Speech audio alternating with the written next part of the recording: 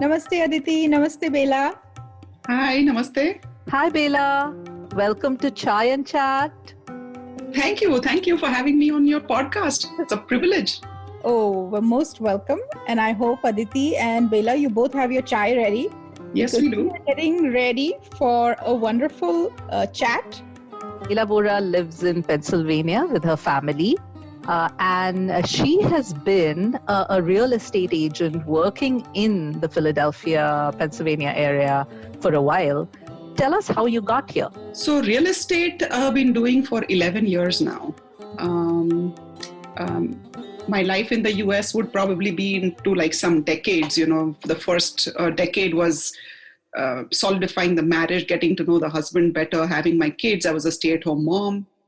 And the second decade was about non-profit world. I was in the non-profit world before I got into real estate. When you're staying at home, you're like, okay, we're fine with one income, want to do something meaningful. And so that was my non-profit journey. And then sometime during the last recession, charity is the first to go, right? So I was laid off and now I was about 40 years old and I was like, okay, what do I want to be when I grow up?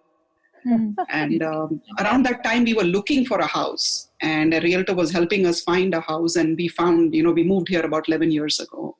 And it took us about a year and a half to find this house. And that journey, I was like, I can do what she does and probably do it better as well. So I mean, literally, we moved in December. I've been thinking about it for a couple of years, but I never acted on it because I was like, real estate, it's used car salesmen and then realtors, there's no respect in this profession. Why would I ever want to join that? We moved here in December. By February, I was licensed and a realtor.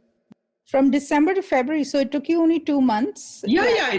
The barriers to entry in the business are very low. You give 2 exams, you pass them and you become a realtor, you get licensed. It's as simple as that. Anybody, there is like 4,500 realtors probably in Chester County alone. One thing I've noticed about realtors is that you have to have a certain type of personality. It has to be somebody who's genuinely interested in people. Is that something that you developed or did you have that always? No, that I already had. That's why people who knew me said it suits you so much, So in hindsight, a lot of people told me, why weren't you doing real estate your whole life? But I beg to differ from that. Everybody who feels like they're extrovertish and friendly and can carry on a conversation or whatever, feel that they can become a good realtor. That's not true. To become a good, successful realtor, you have to be good at the business end of things. So like I said, the average realtor, there's so many realtors out there and barriers to entry are so low that you get licensed and you've got the badge to be called a realtor. Okay. But not many people survive long-term or do a significant amount of business long-term. It's hard. It's a business. So the people who think, I'm going to be friendly, I can chat people up and all that, but they don't manage the business end of things. Ultimately, once you buy a house, you're done, right? You're off of my radar. So how do I get so every year, every month, every day, you get up and you have to find new clients who are going to buy and sell. Right. So it's a sales job. And sales can be very hard. It can be grueling. You have to develop a thick skin because you have to take rejection. And a lot of us are not used to rejection. We've lived very cushy lives. So that was my learning or realization in the business. There were times when I would, I lapse into some Bollywood song lyrics all the time. We love that. And I'd be in my car and I'd be like, ye apne bas ki baat nahi hai, please. I don't, in initial years, I found myself almost staring at my steering wheel thinking, what am I doing, And I have a master's in business, a couple of MBAs. So that helped me with the business end of things. And then the personable nature helped me connect with people. And then that combination was what led to my success. So when you've had moments like that, when you've sat in your car and said, what am I doing? And how do I go on from here? And you face rejection. How do you get yourself out of that? So there is that passion, that inner motivation, that is something that nobody can teach you. I believe you either have it or you don't. Mm-hmm. There is that passion to do whatever you're doing. You got to give it your 100%.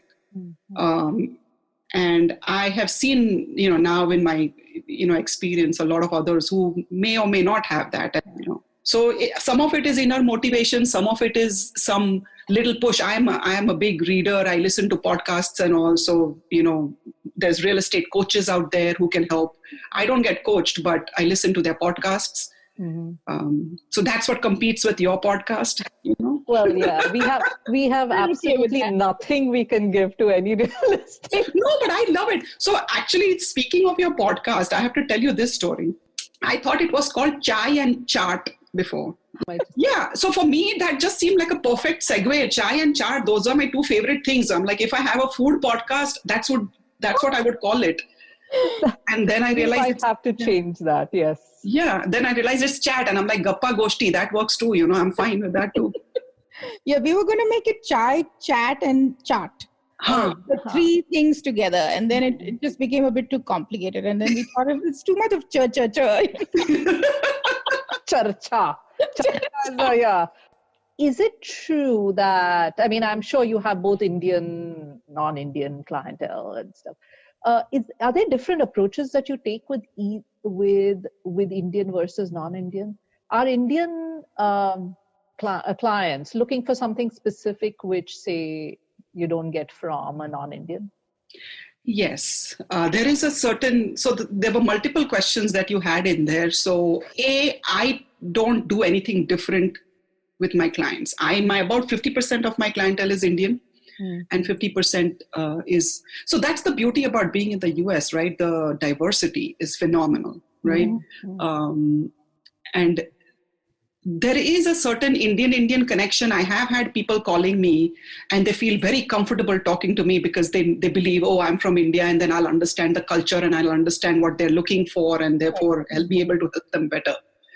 But I don't do anything differently. What I do for my Indian clients, I do for my other clients as well. In fact, you know how they say, find your tribe. So with this Chai and Chart, you're finding your tribe. You know, you're almost talking to a lot of these type A women who have discovered themselves. Like, you know, I listen to some of your podcasts, and, you know, the dean at St. Joe's, or the who's running the food truck, or, you know, I mean, they discovered themselves somehow through art. You know, that other lady who does the art component of it, the physiotherapist, yoga teacher who's, you know, evolved into an artist. So people find their tribes, like, you know, you gravitate towards people who think like you, who act like you. So I think earlier, if you asked me what kind of clientele, you divide them into buyers and sellers, or first-time buyers, or downsizing sellers, or whatever. You know, those were the traditional definitions. But my tribe has evolved into, you know, people who are looking for value as opposed to price conscious. You know, like there is a difference there. If you want something just cheap, or you're looking for value for what you get, or the immigrant story. You know, like, you know, I have a client from Belarus, and we recently talked about coming here with 2 suitcases. You know, the same thing that we would talk to our Indian clients about. Or, you know, like I have a client who's originally from Poland, and I mean, it's these stories. So you asked about my clientele. For me, my clients are my stories, you know, my success stories. I become friends with them. They invite me to birthday parties. I go to the hospital with them. I'm very blessed that I developed that level of trust. So this client who hadn't even bought the house yet, I mean, so I call them clients because I've started working with them, right? And it's like, my husband's out of town and my left arm is hurting, and I'm going to the doctor, and Bela, I just wanted you to know. I'm like, oh my God, you're not driving yourself. I'll come over, you know, because or I mean, who in the whole world would they call because they're new to the area and the husband's out of town? They'd been here for a year actually. So they didn't run to their neighbor. They didn't run to some distant friends they had. They called me. So that's touching, you know. Or like I have a client who was visiting Poland, and I sometimes I don't even remember these things, but when we were showing homes, I must have said, oh, I love Polish pottery, when I learned that he was from Poland, because the blue and white pottery, you know, I love that. He actually brought me a piece back from his travels. Oh, beautiful. I get this in my mail, and I'm like, oh my God, he brought me, you know, all the way from Poland to carry a piece of pottery is not easy. I love those stories. So my clientele is my tribe, you know, people who find something in common. Like one of the tribes is like my friends who are the type A women. A lot of them are single women and very independent, successful. And we just think alike in so many ways. You know, we talk about books, or we talk about movies, or whatever, and you see that connection. So special, right? Yes. And each story is a little different. So in theory, yes, it's the same contracts that are right. And yes, people buy or sell homes. There's only two things you can do with a home, or maybe rent, Right. But every story is different. Every home is different. The parties are different to the transaction. The situation is different. The market is doing something different. So there are no two deals that are alike. And that experience is just phenomenal, And what you did with one client and one deal doesn't quite work in the second situation. So it's the experience you've developed over the years, and it comes from the gut, and you act.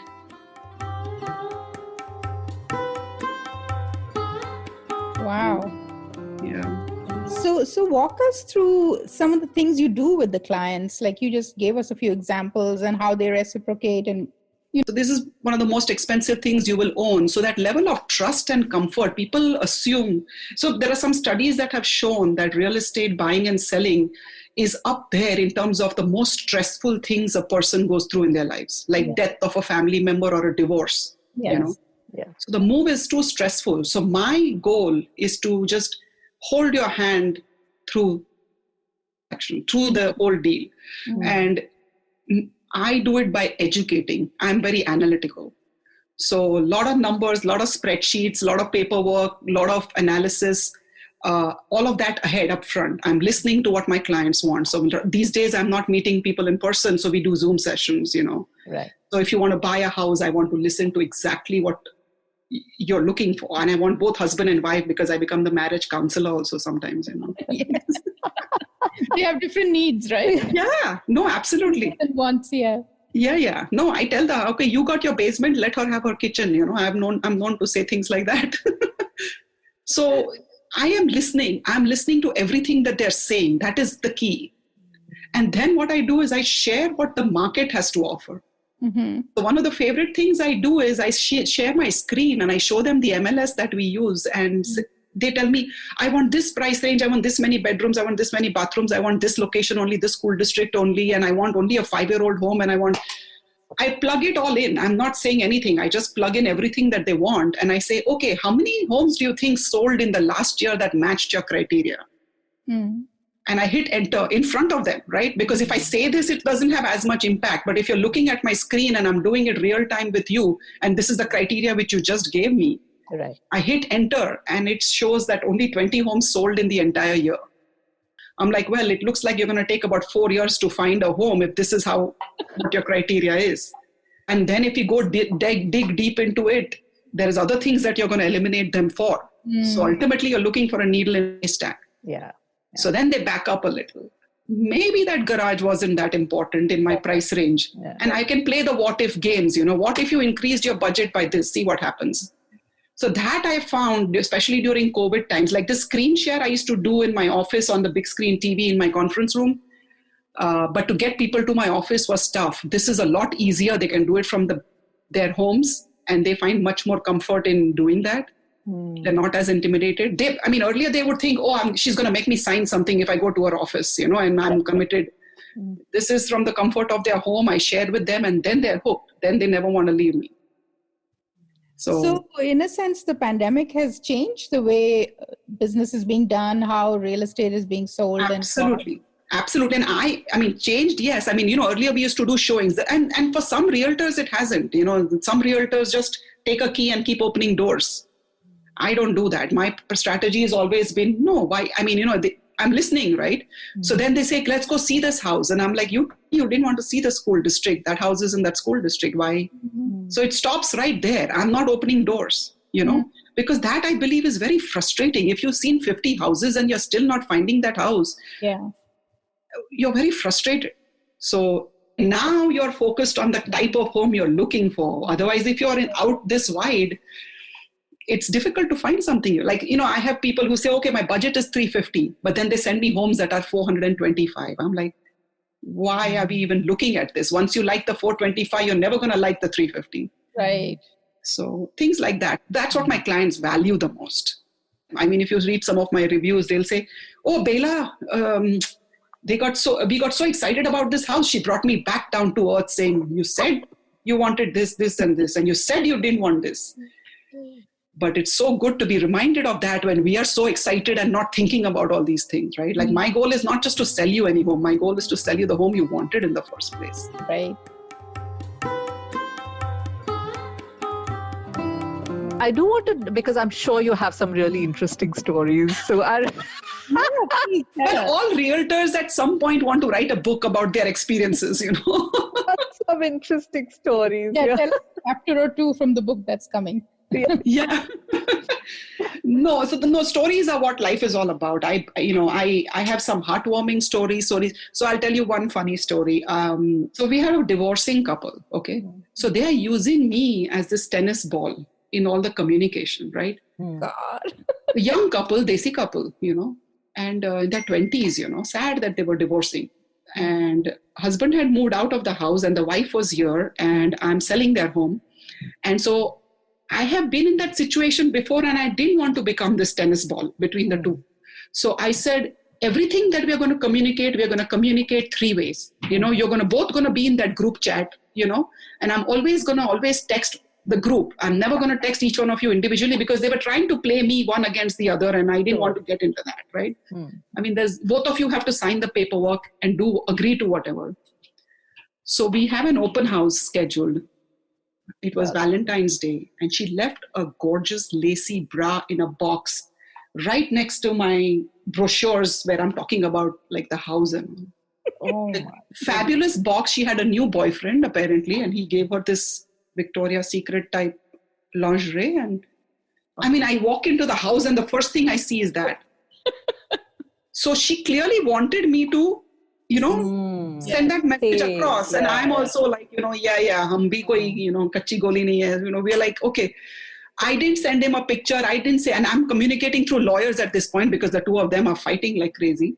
Right. And all I had to do was quickly, I was bringing some clients. So I had to quickly close the box and put it away. And I know they saw it. And did that sell the house? Yeah, exactly. I'm like, that doesn't come with a house really, but but she was like, oh, I must have forgotten, Bela. And I'm like, if you leave it out in your bedroom or bathroom, I can understand you forgot. You have it right next to my brochures here, you know, on the dining table. I'm sorry, you didn't forget. So that was one of the craziest stories ever, but I have more such stories. Oh, that's hilarious. It keeps it interesting, right? Oh my goodness, yes. And what different personalities, right? Such different personalities. And I have to tell you this, the same thing about that story. She gave me so much grief during this whole process of selling their home. She at one point wanted to fire me from the job and the husband's like, no way, Bela didn't do anything wrong. I want her on the... So like, you know, there's too much fighting going on. That same kid, and I call her a kid, she was like barely in her 20s, but 25 or something. At settlement, she hugged me and sobbed. She hugged me and sobbed, you know, and I was talking to her in Hindi. And like I told you, it's a very emotional thing for people. And I said, and I was communicating through lawyers and all. So I would tell her that lawyer is charging you per hour. And I get paid the same amount, no matter how much you irritate me or whatever you do, right? So you are trying to push me out and you're making the lawyer work for you. And remember that meter is ticking, you know? Yes. Yeah. And at the end of the day at settlement, I was like, Jara samjho, you know, apna kaun hai, paraya kaun hai. Like I was just telling her that. And she hugged, I mean, for 2 minutes, she wouldn't let go. She just kept sobbing and she knew what I had done for her, you know, and she appreciated it. But that journey was quite interesting. Wow. Yeah. Amazing. So it's selling and buying a house is just like a side thing. It's really a study in personality. For me, it is certainly that. For me, it is certainly that, you know. You have to be good at what you do, but I mean, ultimately at the end of the day, it's the same paperwork and the same process and the same whatever, right? So I get my kicks from my client stories. Like I have another client story where 3 generations. So there's the couple, they met me at an open house. You know, this was back when I was doing more open houses. COVID times, I'm not doing anymore, but they just walked into an open house and that's how they knew me. Their mother had been a realtor for decades. They've lived here for a long time. And she had just retired. So long story short, I sold their home. I helped them buy another home. And then a few years later, earlier this year, their children wanted to buy a home. And the first call was to me and I helped them buy the home. And grandma, who was the realtor, was involved in the whole process. She never interfered with what I did, but I could tell behind the scenes that she was engaged, but she respected me thoroughly. She never once called me and said, Bela, do this differently, Right. And on the settlement day of the kids' homes, like grandma is so proud, right? Like my grandchildren are buying a home and all. It was a proud moment. As we are walking away from the house and heading towards my office for settlement, she looks at me and goes, Bela, you did a fantastic job. You're very good at what you do. So I just melted, I was like, oh my God, this coming from someone who is a veteran realtor.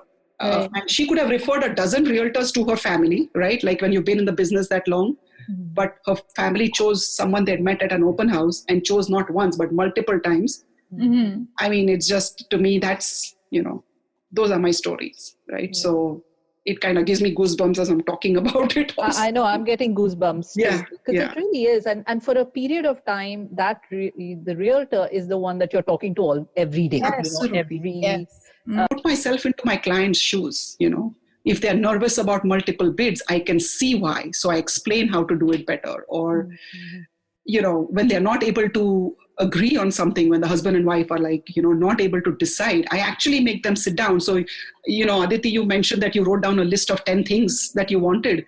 I am known to do that. I have little slips of paper in my purse from God knows when, and I have a little notepad with me, and I tell people, okay, no cheating. Husband, write down the top 5 things that are important to you in a house. Wife, write down top 5 things. And I can tell you they never match, ever. They never match. And so the husband's very keen, wife is very keen. What are you writing? What are you writing? So it's fun. It's a fun exercise, and it is amazing. It is revealing to them as well what they're looking for. Yeah. Sometimes we never have those conversations between, the husband and wife. Like sometimes we assume that the other person just knows what I want. Yeah, no, exactly. That I would like there is some like this or a bathroom like this. Yeah, there is some emotional stuff, right? Like, so you may have had a veranda in your home in India and like a little balcony or a terrace and you'll melt at the sight, and then never mind what school district or never mind what else, like you want that balcony, Yes, it's true. And it's your personal experiences that mold your choices, Yes, that is so well said. It's your experiences. Yeah. And then ultimately it's the budget also, right? So unfortunately, given an unlimited budget, you can get anything you want in life. But, clearly that's a ceiling as well. So I often, like I said, I get into Bollywood and Hollywood, and I'm like, okay, everybody wants a George Clooney or a Shah Rukh Khan, but you can't really, we married who we did, right? We didn't marry a Shah Rukh Khan, right? So while that model house of that new construction home looks fabulous, our budget is here, and so we'll be happy with this one. So yeah. But you could just, put a portrait or a painting of Shah Rukh Khan and then just stare at them. I mean, so you don't marry one, but if you probably knew them, you probably wouldn't want to marry them. There you go. That's true. I wonder if he makes a good husband, Clearly one of them doesn't. That's wonderful. Thank you, Bela. This has been such a blast. I love all your conversation, all your experiences, and ultimately that's what it's all about, right? Like otherwise we're just getting up in the morning, we're cooking, eating, cleaning, sleeping, going to work, whatever. No, but I think you are with people in one of the biggest decisions. Yeah. You help them with the biggest decision. It's not just a business for you. It is actually, help guiding them through that. It's wonderful. Yeah. And it is reciprocated. I get so much love from my client. It's just so touching, Yeah. I have a client, we had done a multiple bid and we lost it. And I'm very competitive. So it drove me crazy, and there were some unscrupulous things that had happened, and that made me even more mad. Like, if it's a multiple bid and someone else outbid us, it's fair enough. Okay, fine. But there were some unscrupulous things, and my client knew I was upset, and that was her dream home. And she was like, Bela, let's get this. I want this house. And we didn't get it. Next day, she shows up at my office with flowers. This was not this year. This was a few years ago. She comes with flowers and says, it's okay, Bela. we didn't win the house, but there'll be another one. And she's like, I'm not worried. It's okay. Don't feel bad. And she brings me flowers, like, don't feel bad. I'm like, you didn't get your dream home. I should feel bad for you. But so no, I have been so blessed that love is reciprocated. They feel my passion and they reciprocate, and nothing better. As you talk about dream homes and dream, I wanted to ask you, we wanted to come back, what is that dream cup of tea? How do you make your dream cup of chai? Well, she already had a cup of tea, so I want to know what's in it too. Right. So chai there's no dream or anything. This is my necessity. I'm actually addicted to chai. My family has been trained, don't talk to mom before she's had a cup in the morning. So my chai is the typical desi chai made with adrak and masala, and it's Wagh Bakri. So I make it the traditional way. There is no messing with my chai. So I literally boil it in a vessel on the stove. The loose tea leaves and the works.